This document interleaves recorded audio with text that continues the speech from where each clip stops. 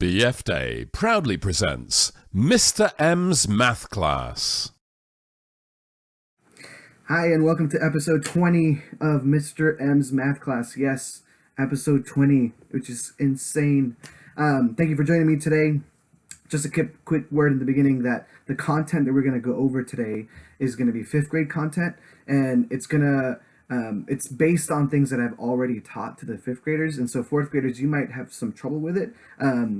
You can totally go ahead and try and do it because I think you can access it. It's not anything that's too complicated, but I just wanted to let you know that you might have some trouble with it. So just be ready for that. I am not going to go over the agenda since it was told to me a couple times in the interviews that it was unnecessary. So today's episode is pretty standard in terms of the order that we've been doing things, and so I'm just going to skip talking about what I'm going to talk about in the agenda in the episode today. And so coming up first is pictures of you and a lot of silly pictures of me.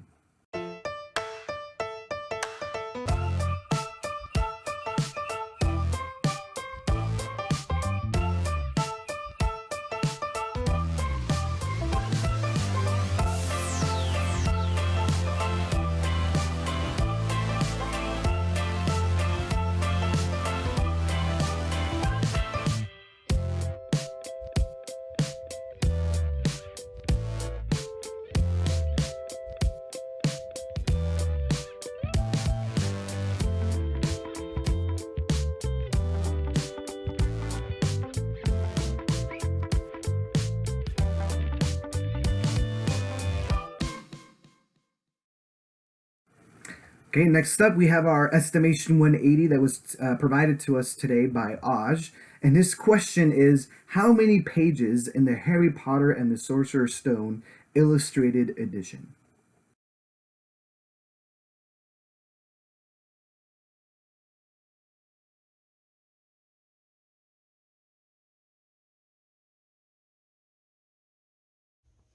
Hi guys, so for this lesson you're going to need a piece of paper and a pencil, and I'm going to give you a moment to do that if you don't have that in front of you yet. So go ahead, either pause the video or hopefully you're ready to go.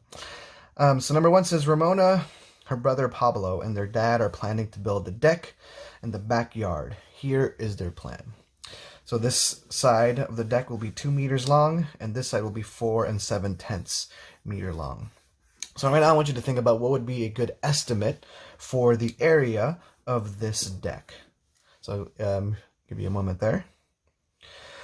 So something that I would be thinking about would be, this is 2, and this is 4 7/10, and that's really close to 5. So that's 2 times 5. So I know that this deck, the area, will be around 10 meters squared. All right, so that's the estimate here. So if my answer is way off from this, then I know that I must have done something wrong. So here, what I'm going to do with this deck is, one thing I'm going to ask is that you draw a similar array here on your piece of paper and use it to find the answer for each one of these boxes. So I'm going to let you do that for a second.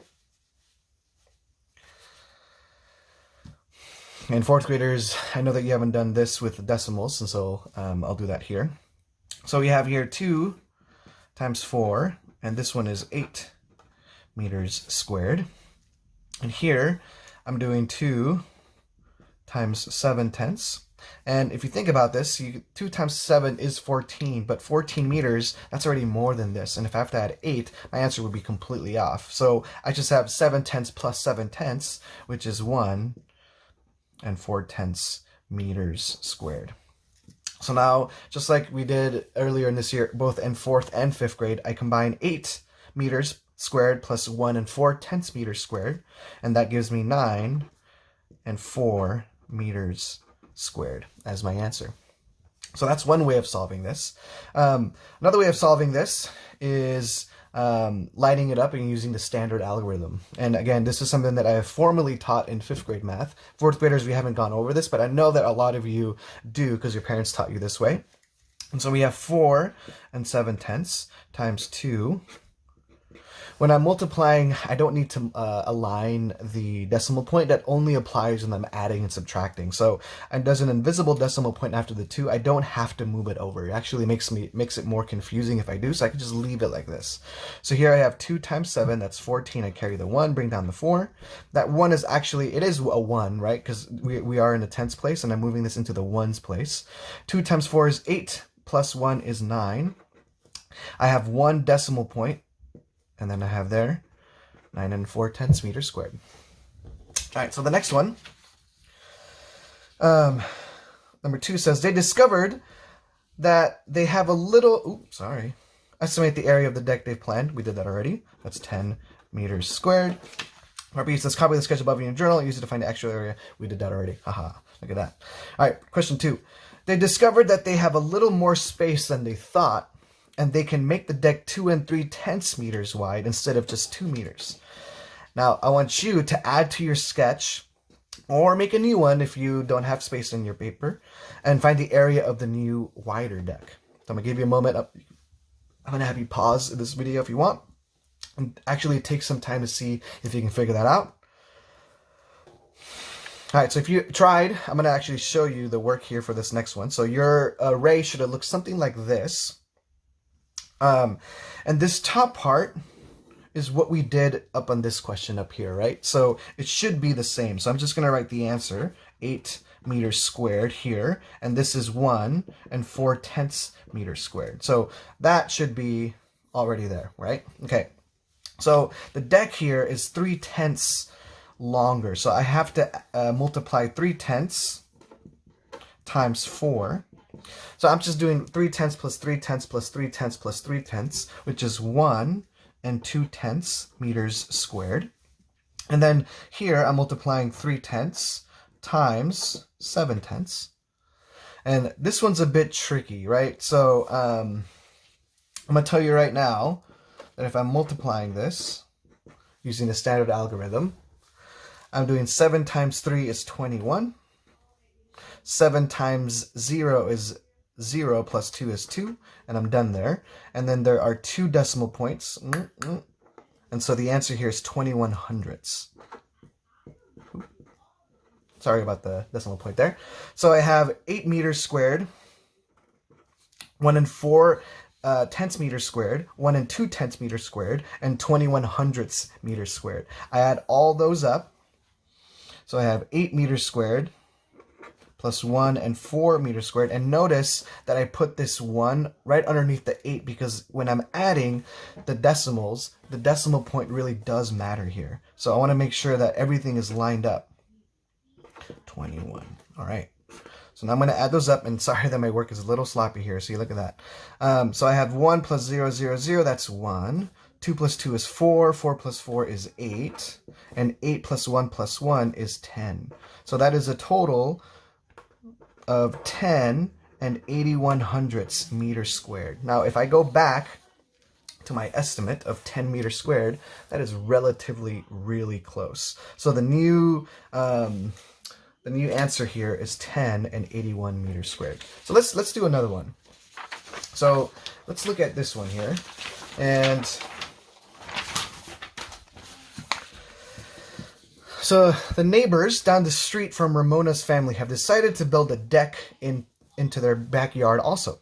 Their deck will be 1 5/10 meters squared and 3 6/10 meters long.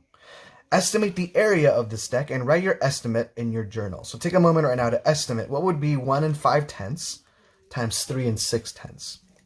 So let me let you think about that for a second. So 1 5/10 kind of rounds to 2. And 3 6/10 rounds to 4.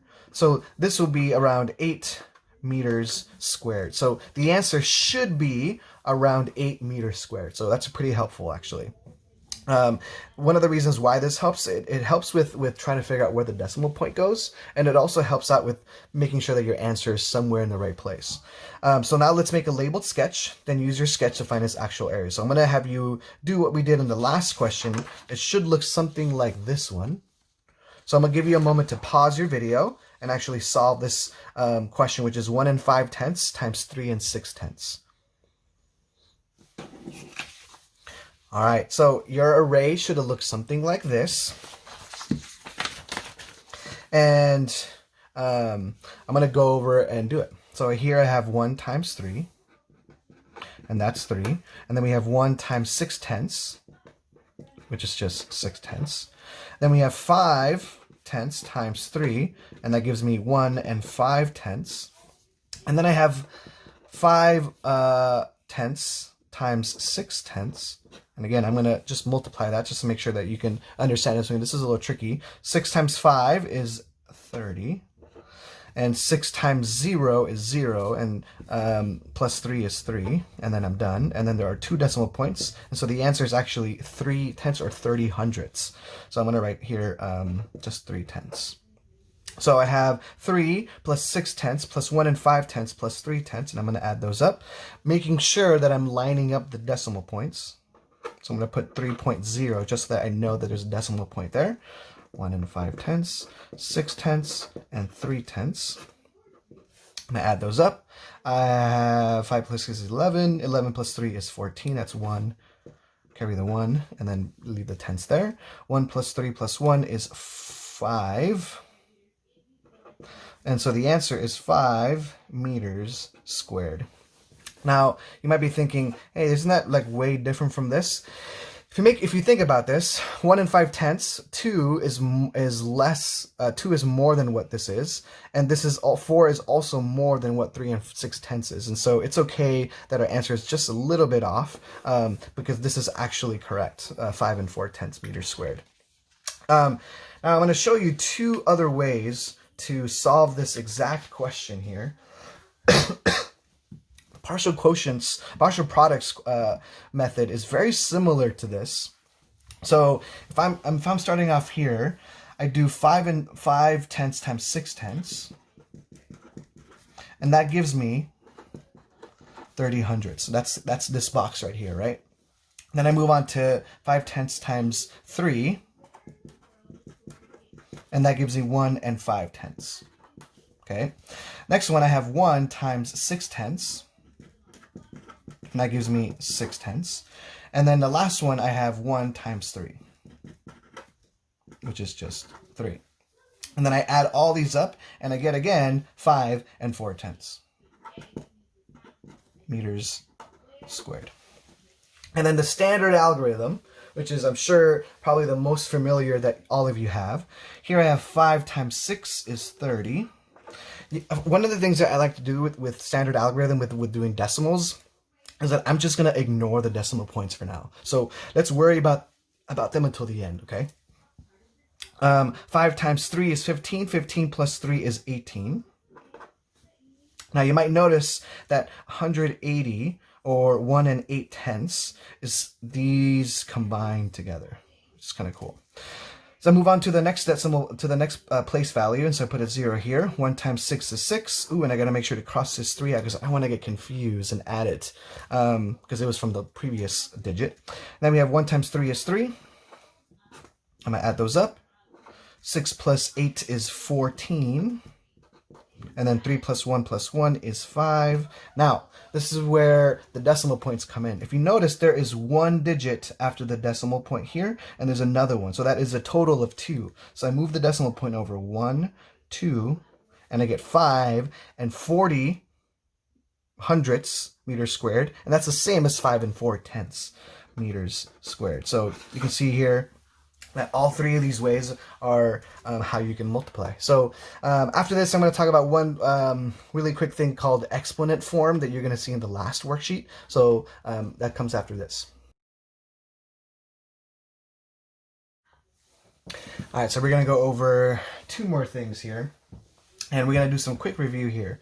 So if I have 10,000, that can also be written as 10 to the 4th power, right? So we went over that before. If I have 1,000, that's 10 to the 3rd power. If I have 100, that's 10 to the 2nd power. And if I have just 10, that's 10 to the 1st power, right?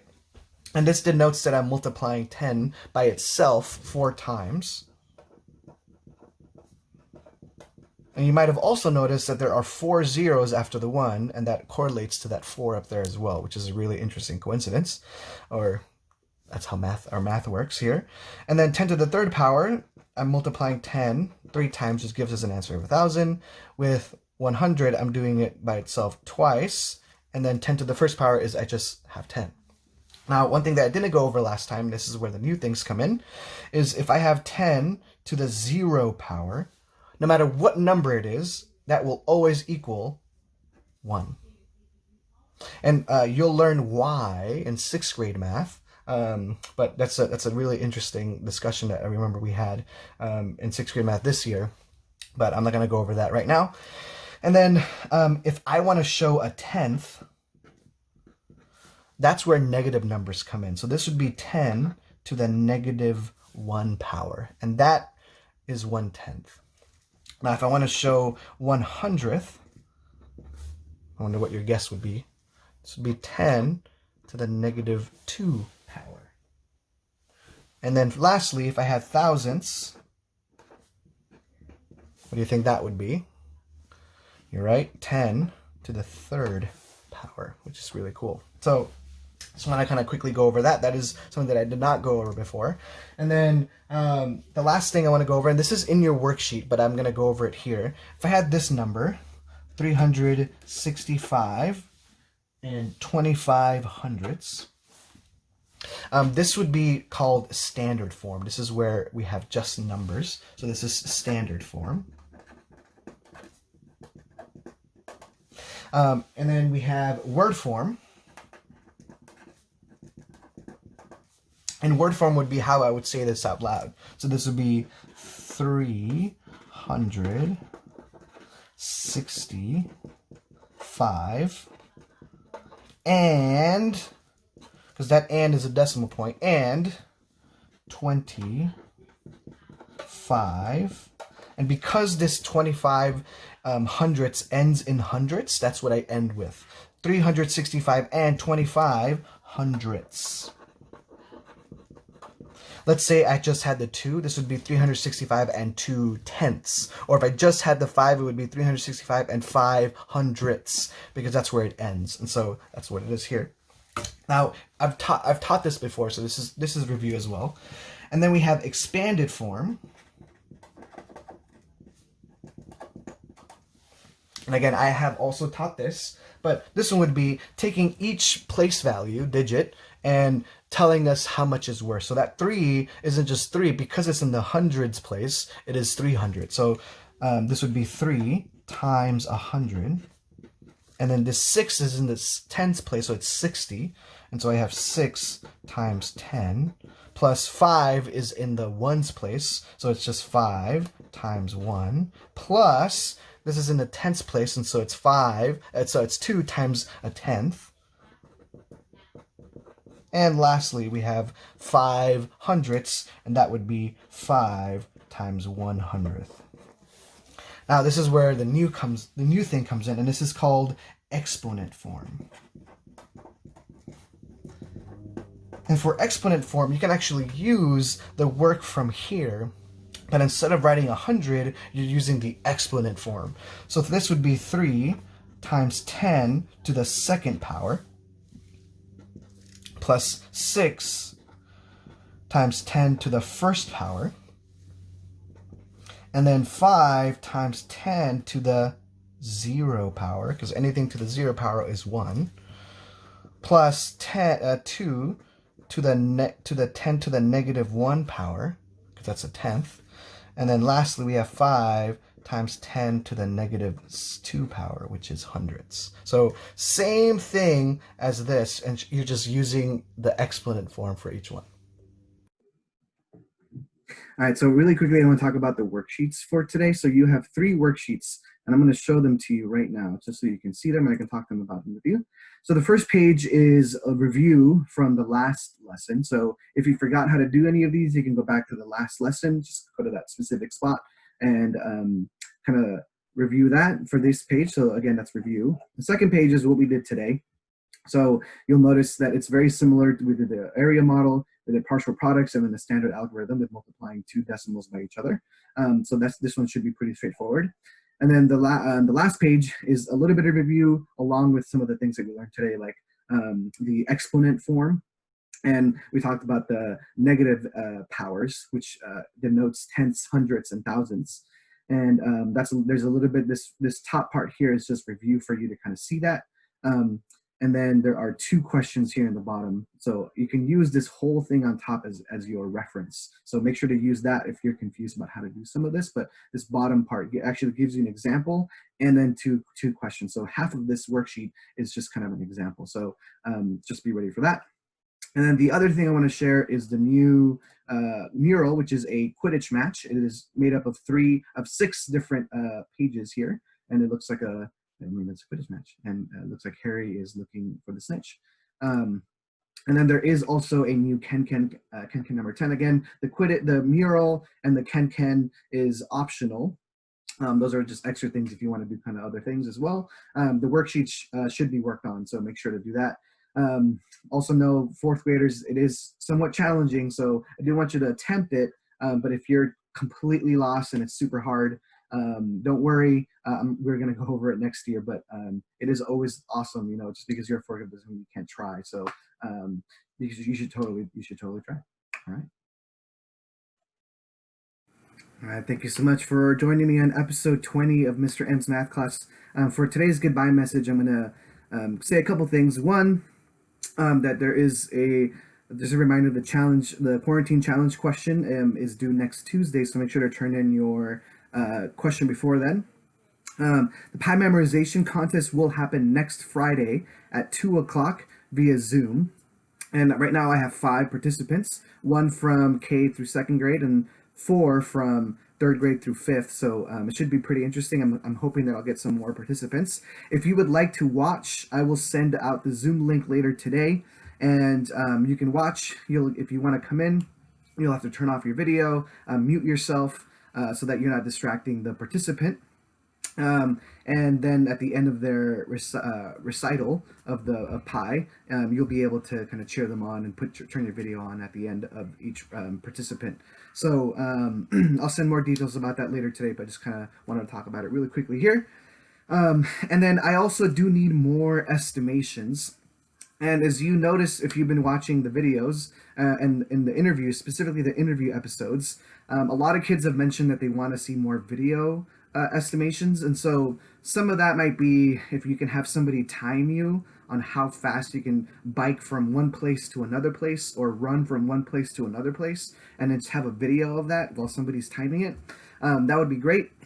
Or something around your house, or how long does it take you to drink something or eat something, or just some sort of video that is kind of interesting. And what I'll do is I'll play some of the video. I won't reveal the answer, but then that helps kind of kids think about how long something might be.